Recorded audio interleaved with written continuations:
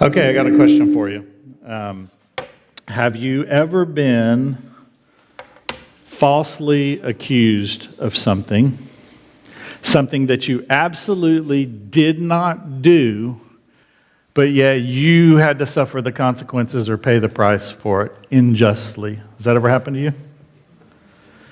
So it's happened to all of us, I'm sure, at one point.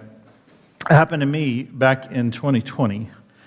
And I'm going to try to streamline this a little bit because it's a little bit of a longer story. But in May of 2020, like many of you, we were just trying to figure out life, right? It was confusing. We were getting all kinds of crazy, differing information, and we were just trying to make the best decisions possible on how to love one another and love our community. So in May, at that point, I was working from home more than I was here, and we were just starting back, kind of having some gatherings and all of the things.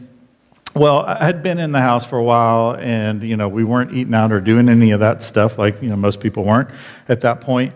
And we needed two things. We needed some brisket, and more importantly, we needed toilet paper.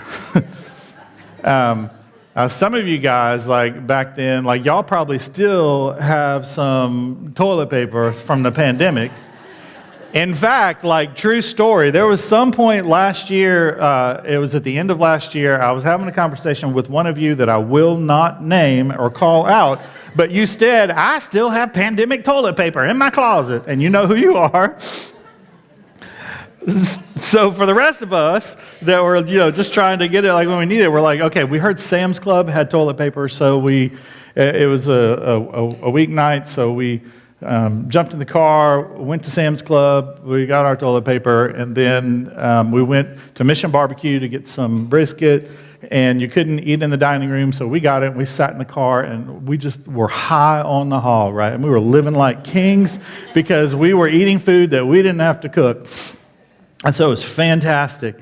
Well, let's see. The next evening, or late afternoon, Luke's my son, we were riding with our friend Todd Fulcher out to Cove City to pick up a piece of equipment that Todd had purchased, and we were going to help him with it. And while we're driving out in the country, my phone rings, and it's a number I didn't recognize. And normally I don't answer the numbers that I don't recognize. And, like many of you, I'll just call them back. But I don't know, I just answered it. And they said, is this Danny Rogers? Now, you're always skeptical when a phone call starts like that. But I was like, yes. You obviously already have my name. And they said, were you in Jacksonville yesterday? And I was like, yes. Who is this? Well, this is officer, and I couldn't understand the name because it was all kind of underwater. We were out in the middle of nowhere, such and such, with the Jacksonville Police Department. Do you drive a blue Ford?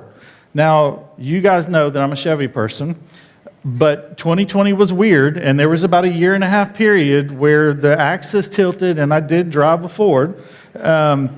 And at the time, and then I was like, that's none of your business, and I just hung up the phone. Because, I had a friend before that, a few months before that got scammed for a lot of money with somebody pretending to be a police officer. So immediately, I hung up the phone. One of my friends, who was the campus pastor at our Jacksonville campus, had resigned from there, and he was a police officer in Jacksonville. So I called him to just say, hey, does this sound legit to you?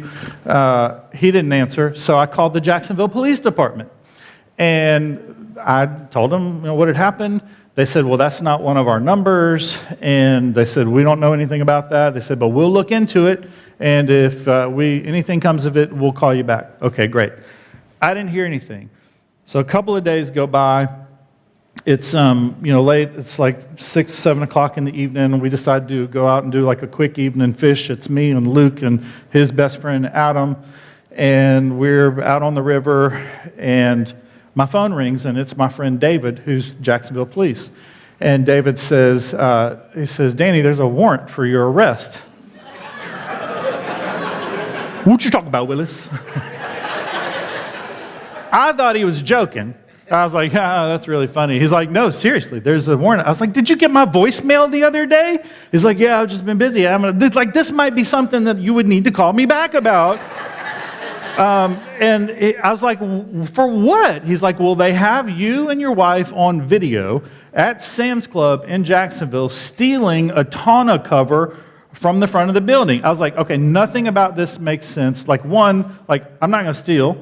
Number two, like, why would I steal that? Number three, Sam's Club doesn't even sell those. He's like, well, apparently somebody took it off and they propped it up against the building because they were bringing something home. And I'm like, well, none of this makes sense to me. And he's like, yeah. He's like, but nonetheless, they have you on video. I was like, have you seen the video? He's like, no, I haven't. I was like, well, maybe you should call the officer, that called me and watch the video because it ain't me. He's like, I believe you. I was like, what am I supposed to do? He said, just come to Jacksonville, turn yourself in, let them arrest you. I'm not kidding. He says, let them arrest you, process you. He's like, you'll get out on bail really quickly. You have no record. And he's like, and then you'll go to court and you'll present your case. They'll look at the evidence and then they'll see that it's not you. I was like, no, this is not how this works. And so I'm getting madder and madder. And Luke and his friend Adam are just looking at me like while they're catching fish, like they're looking at me like, what the heck is going on? So I hang up the phone and I'm so livid. And the first question, Dad, do we need to go? I'm like, of course not. The fish are biting, number one. I'm like, what are they going to do? Are they going to jump on the Jacksonville police boat and come out here and arrest us? They don't even know where we are. No. So I called Carrie, and I'm like telling her, and now she's livid. And I'm like, oh, I need some help. So I called Mike, our senior pastor, who's my friend, and I tell him, and now he's livid. And what you don't know about Mike, because you don't see that when he's here on the screen, is homeboy has a temper when he needs one. He was so mad. He said, Danny, if they arrest you, we are going to sue them for so much money. We are going to fund the kingdom for all of Eastern North Carolina. I was like, down boy. I was like, I just need it. So then I remembered my friend Jeff Clark was the head of the Chamber of Commerce in Jacksonville. I'm like, well, Jeff will know who I need to call. So I called Jeff Clark. And Jeff says, I know the mayor. He's my next door neighbor. He's like, here's his phone number. I'm like, perfect. So I call the mayor, and the mayor's like, Pastor Rogers, there's really nothing I can do for you. Like, the warrant's already out. What? He's like, yeah, your only option is to let them arrest you. I'm like, no. So I'm so angry. We get home, and I'm just seeing red. We put the boat away, and I go inside, and I'm like, slamming stuff and speaking in tongues and all of the things. And I called my friend David, the Jacksonville police officer. I said, David, you have to get me in touch with this officer. I've got to have a conversation. This makes no sense at all. So he says, let me see what I can do. So long story short, he calls me back. He says, look, she's willing to have a conversation with you tomorrow morning at 7 a.m. And, and she's probably going to tell you the same thing that I'm going to tell you. I'm like, okay. So, they're not coming to my house in the middle of the night, right? Because all I could hear is bad boys, blue lights rolling up in the hood, And so the next morning, Carrie and I, promptly, we were sitting by the phone. The officer calls us, and I was like, first off, how did we get to this? She's like, well, when I called you, you didn't take it serious. She's like, so I was already at the magistrate's office, and I just turned it in and filed the warrant. I was like, could you not have given me a little grace there? I was like, one, I have no record. Two, I'm a pastor and a Jesus follower. I was like, three, this is, people get scammed, with these kind of phone calls. I was like, surely there's a better way. And she's like, well, look, she's like, I hear what you're saying. She's like, here's what we'll do. She said, you and your wife come to the police station in Jacksonville. She said, we will, she's like, we will look at the footage, and if this is not you, I'll call the magistrate and see if we can get the warrant lifted. She's like, but if there's any confusion at all, or it's not a good camera angle, she's like, I have to process you. So mad. So we get ready, we get some cash, now we got bail money, we're on the way to Jacksonville. I'm trying to talk Mike off of the ledge, it's a good thing he doesn't own a gun. And We show up, we walk in, we sit down in the lobby, and the officer comes out, and she's like, "It's not you." I'm like, "No kidding." She's like, it's not you. She's like, "We saw, like, as soon as you walked in that it wasn't you." And she's like, "Come back here with me." So we go in this little room, and she shows us this. They have these still shots on the computer, and it's this couple, like, probably about our age, though the lady was not nearly as pretty as my wife, and make sure you tell her that I said that. But it's the back of this blue F-150 that looks very different than mine, and you can clearly see the license plate. And I'm like, "What? How did you get my name from this license plate?" "Oh, we didn't run the license plate." Like, Barney Fife, give me your gun. I literally said that. And she laughed, thankfully. And so anyway, I know I got to get on with this. So at any rate, she's like, "Well, we just used the Sam's Club membership identification stuff, whatever." I was like, "You use Sam's Club over your own database and a license plate?" She's like, "Yeah." She's like, "Apparently the timestamp was off between when your card was scanned and the person must have been right behind you, and they just had your picture like misaligned." Oh my gosh. So she calls the magistrate, she gets the warrant lifted and all that, and then now I've got to had to go through the DA's office and get them to expunge it off my record, like crazy, crazy, crazy. But during that time, like, I was so angry, and I don't struggle, like, anger is not my default emotion. I just wanted to be vindicated because I had been wrongfully accused.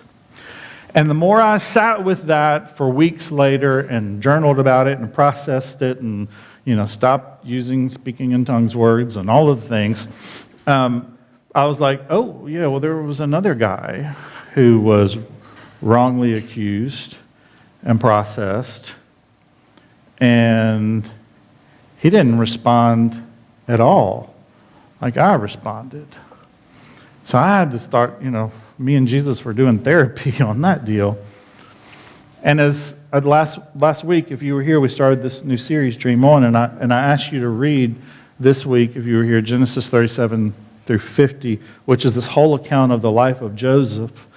And where we see Joseph is that his dreams and his life are not turning out the way they planned, and he's wrongfully accused of stuff, and he doesn't handle it that way either. And so as I'm like processing all of that and thinking about all of that, it got me reflecting on that story and thinking about Joseph. Jesus is the obvious thing. Although he was God, right? But he was also fully human. But it got me thinking, like, how is it that Joseph responded so differently than you and I would respond? And so we're going to dive into that a little bit today. And now I'm not a professional reader, but I think it is very important that together we look at the entire chapter of Genesis 39. It's not that long. So I'm going to break it up kind of into 3 or 4 chunks, but we're going to read it, and then we're going to just talk through each of those chunks and hopefully discover something about the way that we process these kinds of things when life is not going our way and we find ourselves in a situation that is exact opposite, and when we are wrongfully accused and when things keep going from bad to worst, and we're so tempted to just use our default emotions and respond the way that we would normally respond. So we're in Genesis chapter 39. If you have your Bibles, it's going to be on the screen too. I'm going to try to raise this thing up a little bit without hurting any other appendages on my body. All right, here we go. We're going to pick it up in verse 2. The Lord was with Joseph so that he prospered. Let me time out.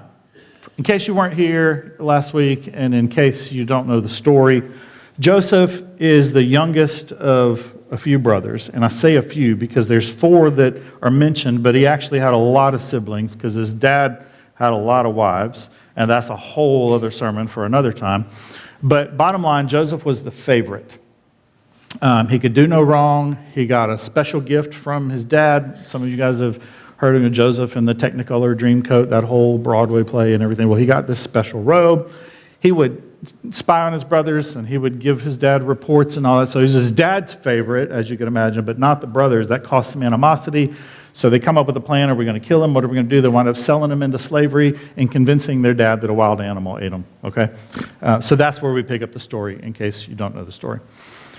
Start over, verse 2. So the Lord was with Joseph so that he prospered, and he lived in the house of his Egyptian master. When the master saw that the Lord was with him and the Lord gave him success in everything he did, Joseph found favor in his eyes, and he became his attendant. Potiphar, that was the name of his master, Potiphar put him in charge of his household, and he entrusted to his care everything he owned. From the time he put him in charge of his household and all that he owned, the Lord blessed the household of the Egyptian because of Joseph. The blessing of the Lord was on everything Potiphar had, both in the house and in the field. So Potiphar left everything he had in Joseph's care, with Joseph in charge, and he did not concern himself with anything except the food that he ate. So Joseph's dreams are not going as he planned. Things are moving from bad to worse, but God sees Joseph's faithfulness. Joseph understands the priority of who he serves, and God begins to bless Joseph, and in the result of that is he's blessing Potiphar. Potiphar sees that, keeps giving him more and more stuff, and Joseph sees the opportunity in what is before him. Not the opportunity to get something selfishly, but the opportunity to serve God. So Joseph sees that opportunity. Now let me tell you this, y'all. When I was going through my little, ordeal and having my little drama panic attack thing, like I didn't see that opportunity. All I saw was red. I did not see an opportunity in it to serve God or to influence the justice system or whoever. I just wanted to be vindicated. But Joseph, not like that. Here's what we have to take away from that. That we have to be faithful with every opportunity that God puts before us, even when life is not going according to plan. We have to look for the opportunity to be faithful and to serve God in every circumstance, regardless of what the circumstances are and regardless of how things are turning out. We've got to be faithful. And what I love about this is, if that, like in my situation, and you maybe, is when things start heading south, we often kind of build up this attitude of, all right, why bother, right? We often have this attitude of, well, things are not going the direction that I want, so I'm not going to give any more effort than I have to. I'm just going to grin and bear it and struggle through it and suffer through it, and eventually it'll all work out, hopefully. But that wasn't Joseph's posture. He didn't say, I'm not going to give any more effort or emotion. I'm just going to ride this wave until it crashes. He was faithful with every opportunity because he knew he wasn't serving Potiphar. He was serving God, and God was sovereign, and God knew exactly where he was and what he was doing. Now, let's look at what happens next. This is the long section, starting in verse 6, or the second half of verse 6. Now Joseph was well built and handsome. Ladies, can you just go, he was dreamy.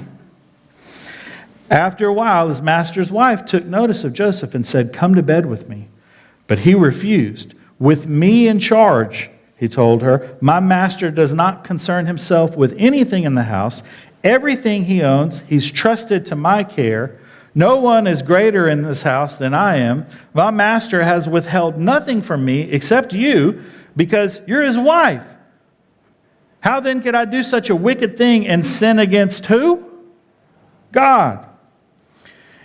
And though she spoke to Joseph day after day, he refused to go to bed with her or even be with her. One day, he went into the house to attend to his duties. None of the household servants was inside. She caught him by his cloak and said, "Come to bed with me." But he left his cloak in her hand and ran out of the house. And when she saw that he had left his cloak in her hand and had run out of the house, she called the household servants. "Look," she said to them, "this Hebrew has been brought to us to make sport of us. He came in here to sleep with me, but I screamed, and when he heard me scream for help, he left his cloak beside me and he ran out of the house." She kept the cloak beside her until her master came home, and then she told him this story. "The Hebrew slave that you brought to us came to make sport of us, but as soon as I screamed for help, he left his cloak beside me, ran out of the house." And when his master heard the story, his wife told him, saying, "This is how your slave treated me." He burned with anger. Joseph's master took him and put him in prison in the place where the king's prisoners were confined. So it's just going from bad to worse. She makes up a story. She gets him in trouble. And now he's in prison, all because he's got integrity. All because he's trying to do the right thing. Sometimes doing the right thing will still get you in trouble. Do you know that? Carrie and I were minding our own business in Jacksonville, trying to do the right thing. And all of a sudden, we had the 5-0, like banging down our door. But Joseph had integrity. He knew who he was working for. And you have to know this. If you're not being faithful, and if you're not trying to operate with integrity, and if you're not trying to live like Jesus, you're pretty much not going to be on the enemy's radar. Man, you're just kind of doing your thing. Like, why does he care? But when you are being faithful, and when you are trying to live with Christ-likeness, and when you are trying to operate with integrity, you can better believe that you are going to have opposition. We should expect opposition when we trust God and when we are faithful to Him. That is a reality. The Apostle Paul in the book of Ephesians talks about this idea of spiritual warfare. And we don't talk about that a whole lot, but y'all, it is real. And Paul tells us that our struggles, our battles, are not against flesh and blood. They're not. We like to think they are, but they're against the power and the principalities of this dark world. There are powers and principalities of this world that are constantly scheming and trying to do everything they can to get us to question, to get us to second guess, to get us to make decisions that are gray, to get us to lose a little bit of hope, to get us to not show love in a little bit of way. To all of those things, they're just trying to move the ball down the field an inch at a time. The devil ain't showing up at your house with the pitchfork. But he's got servants that are maneuvering, just trying to get us to compromise, to cave our integrity, and to question. That's what he does, because he will create a pattern. And if you are in the middle of a battle right now, and you're like, I'm just trying to do the right thing. Why is it that every time I do the right thing, it just seems like things don't go any better, or maybe they move in the wrong direction? It's because there is a force pushing back on you. Don't give up. Hang in there. Stay faithful. Remember who you serve. Gotta do that. Let's pick it up in verse 20. This is going to kind of land the chapter.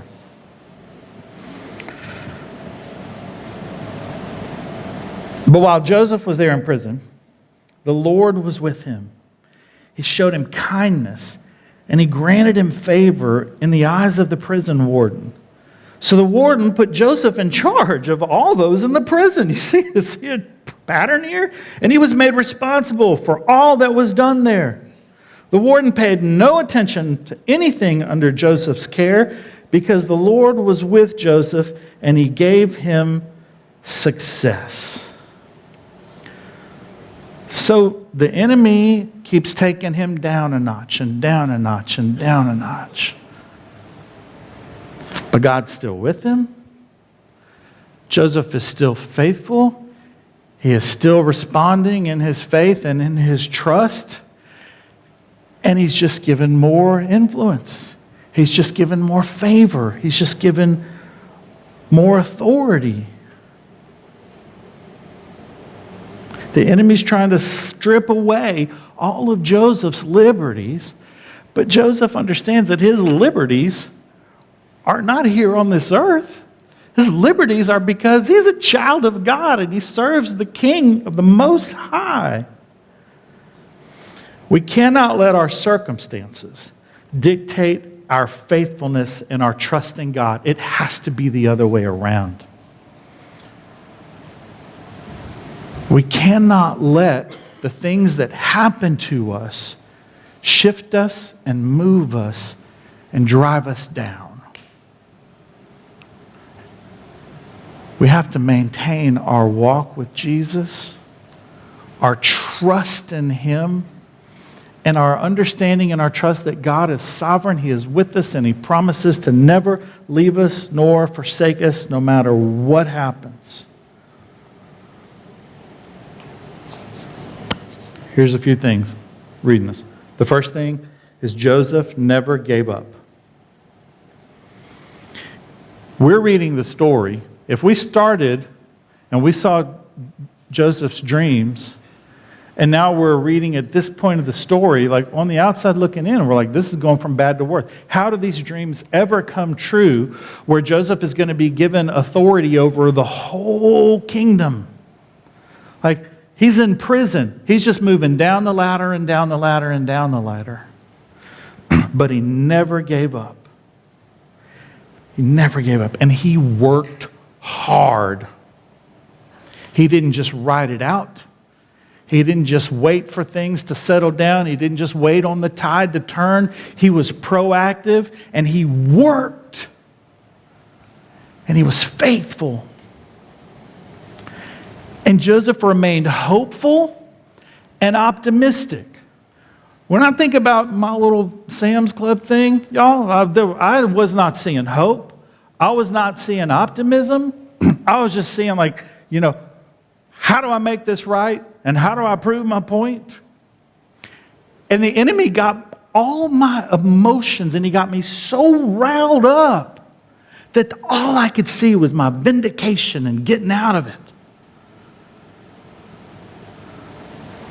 But in that, there was hope.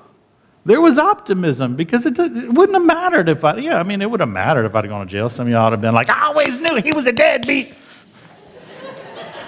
I'm just kidding. I hope not. But even the Apostle Paul thrown in prison, and he just serves and shares the gospel. There's hope and optimism in every circumstance. And as a follower of Jesus, somebody who has the very nature, the very Spirit of God inside of them, that gives us the ability to have hope because Jesus is our hope. And it doesn't matter where we find ourselves or what the circumstance is or the trajectory of life that doesn't seem to be turning out the way that we thought it was going to. God is still on the throne. Jesus still lives within you if you've invited Him in. And there is still hope because you are His adopted child and going to be with Him for all eternity. That is optimistic, that is hopeful, and that is how we should respond no matter what the circumstances are, instead of letting the tail wag the dog. And Joseph was faithful and trusted God regardless of his circumstances. And here's what I love about this. Joseph didn't have the Bible. Now think about that. This is Genesis chapter 39. Joseph couldn't open up his Bible and be inspired and hear a word from God, for God to speak to him on the page. He didn't have that. He didn't have the Bible app. He didn't have social media influencers he could open up every day and He could get a word that, oh my gosh, like that's exactly what I'm going through. God, you spoke, and God does speak through that. But he didn't have that to turn to. He didn't have a church gathering on Sunday where he could come and I got to get my shot of Jesus, or I got to come be around my people and be encouraged, and we shouldn't do that. But he didn't have a community of a support system. He didn't have a small group. He didn't have any of that. So why was his faith so strong? Do you know why? Because of the generations that came before him, and he had that faith.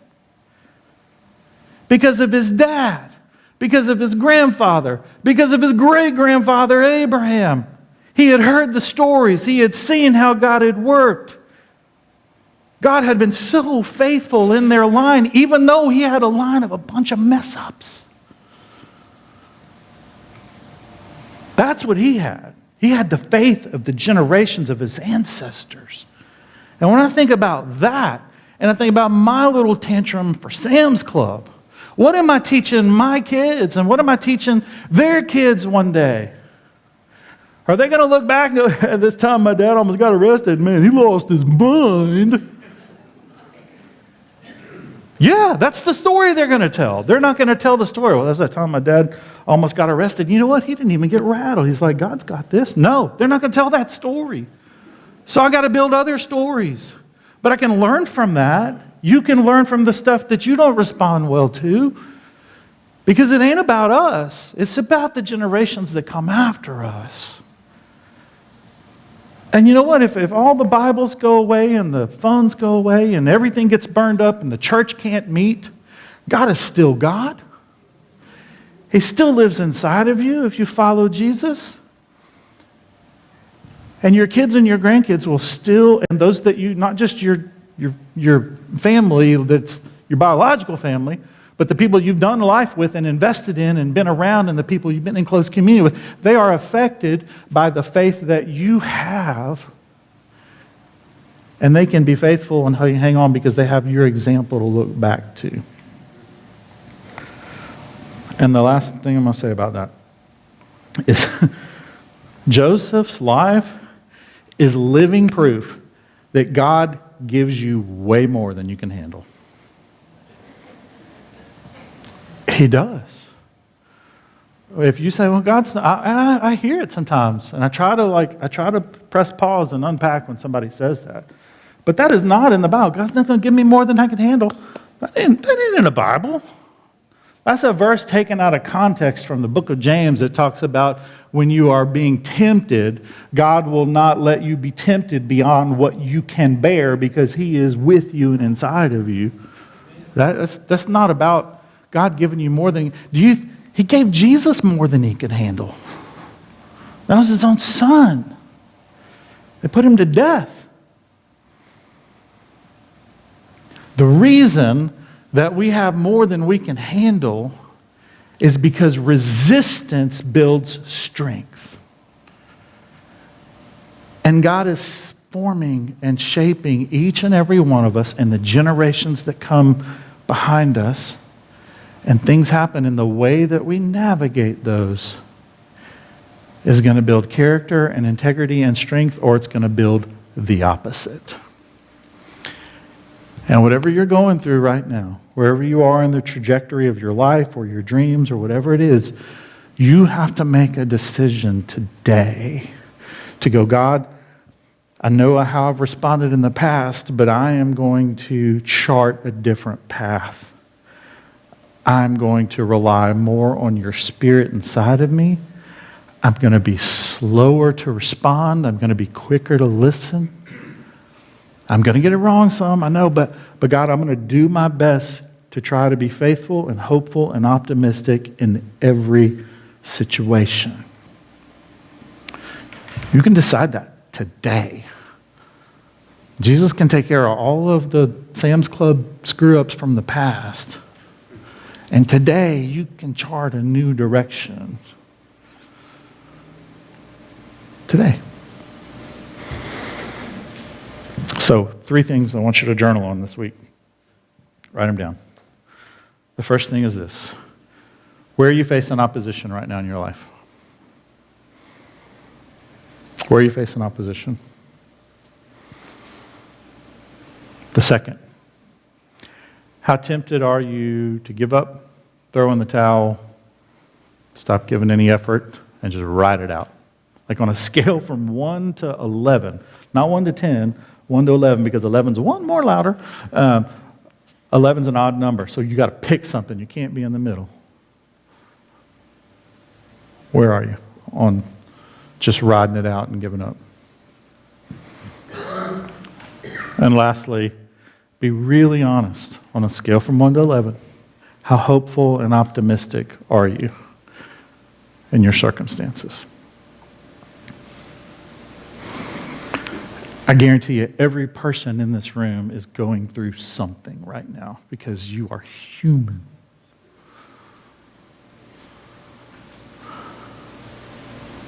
Spend some time with God this week. Get your journal. If you don't have a journal, just get a piece of paper. We talk about journaling a lot because getting it from the head and the heart out onto paper helps us to process the process of spiritual formation. To get it all out there. Instead of throwing up on Facebook, throw up on paper. Are you with me? Lord, I thank you so much for the example of Joseph.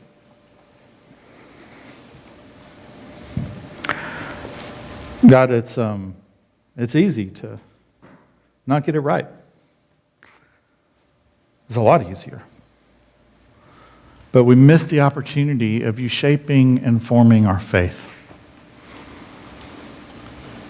So Lord, help us from this day going forward to draw a line in the sand, to make a decision that I'm going to, from this day forward, remember who I serve. Remember that I have the power of God in me if I am following Jesus, to be hopeful and optimistic. And help us to be slower to respond and to act, and quicker to pray and ask questions and to listen to what you're doing.